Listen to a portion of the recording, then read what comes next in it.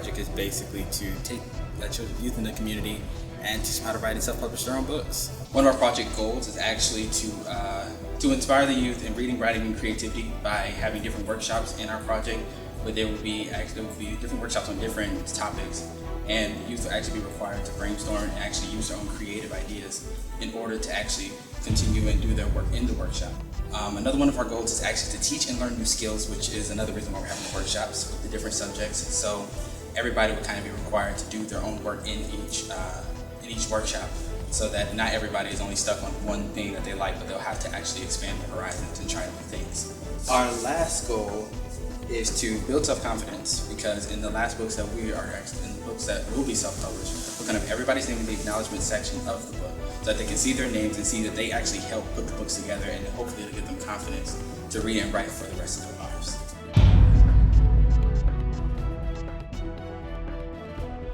We're going to be building mobile vertical gardens and then giving them to agencies we think impact the community the most. Our project is to teach other citizens about we're going to teach them how to live green and about planting and about our vocabulary, which is sustainability and composting and propagation. A vertical garden is a garden that grows upward instead of sideways. Why do people build vertical gardens? Maybe they want to cover up an ugly wall. Maybe they don't have enough space horizontally, or maybe they just want something new and different. Here's an example of vertical gardens at UWM using water plants and bottles. If you look closely, you can see some of the plants inside. Our project goals are to educate ourselves about the importance of living green, educate the community about the importance of living green, to provide mobile gardens to agencies we think impact our community the most, and to continue building our own social skills by interacting with people on all levels. How are our vertical gardens different? Our vertical gardens are mobile, so they can be wheeled around anywhere and everywhere. We believe our project will make the community a better place because it will educate the community about living green and the importance for its survival.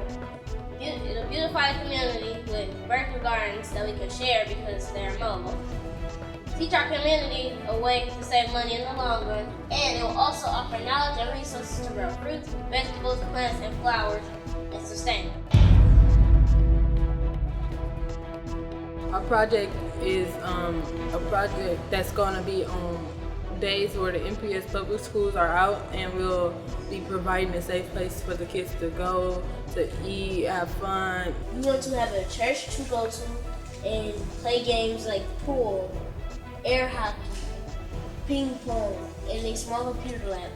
We will have sports teams. The sports teams will bring a lot of young kids to church from the streets. Some sports we would like to participate in is basketball, football, baseball, etc. We will want to go on educational field trips to learn more about the city and other places. We will also have family nights where we watch nonviolent and/or educational movies and play board games. We will have snacks and hot meals for people who need it. There are some kids that don't know a lot about college, and if we show them, they might be actually inspired to go. We will learn how to grow our own food. We just want to make our community better, and so the violence rate can go down and college rates can go up.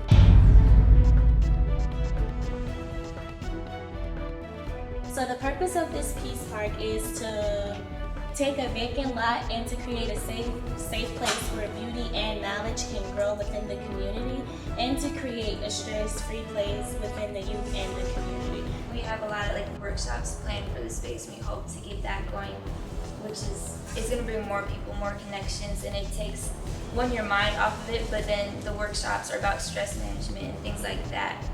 And it's more than just a garden to us, it's a community. And I feel like communities in Milwaukee, and we start here as an example. We had one before, this is the second one, it's 2 times bigger, so it's growing and it's expanding, and I feel like that says a whole lot too. With this, we also plan to have resources and accesses to the community so they can also learn how to garden and to plant, because it's not only through True School, although True School is a big part of it, it's also for the entire community to be a part of. Our Our project is intended to help homeless and families who are going through poverty in Milwaukee. So we will be providing with those families with resources that they will need in order to get out of poverty. Some of the things we're going to do are transporting unemployed parents and adults to job centers so they can have more access finding jobs, providing tutoring for students, supplying students with books they need, getting that through donations, and also taking families to field trips, things that kind of promote being able to take people around the city, even to areas that they might not be able to access, maybe due to a reliance on public transit. We've seen that that can't always be the most reliable thing necessarily. Also supplying food to families by transporting them to grocery stores, making sure that families have healthy food. That's another major issue in Milwaukee. Also, other things like providing families with clothing and providing kids with toys, treats, making sure kids, even if they live in poverty, can live happily, because poverty doesn't have to be a barrier to a hopefully pleasant lifestyle for these children. Do you feel like this project is going to have a large enough impact? I just think that the project in general is really youth-led, like everything, even like their marketing strategies.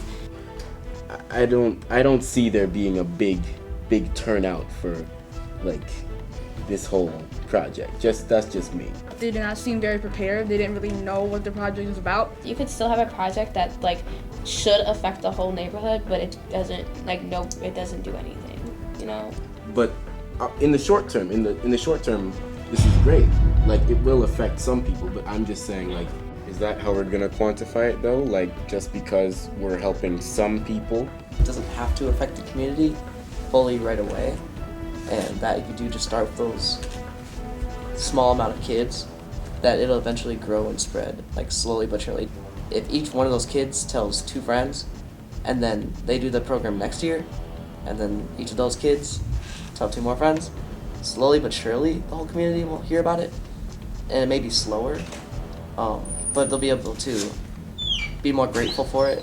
But what I'm saying is that I don't see, like it's useful to those kids, yeah, but still in the big picture for me, I don't see it as completely. Our mission is to empower and inspire other youth to be catalysts for change, even if it means to start with that one individual youth. That youth can inspire and spark another change in another youth. So I don't think we should measure it off of personal impact, just impact in general. So our official DreamBig 2015 winners are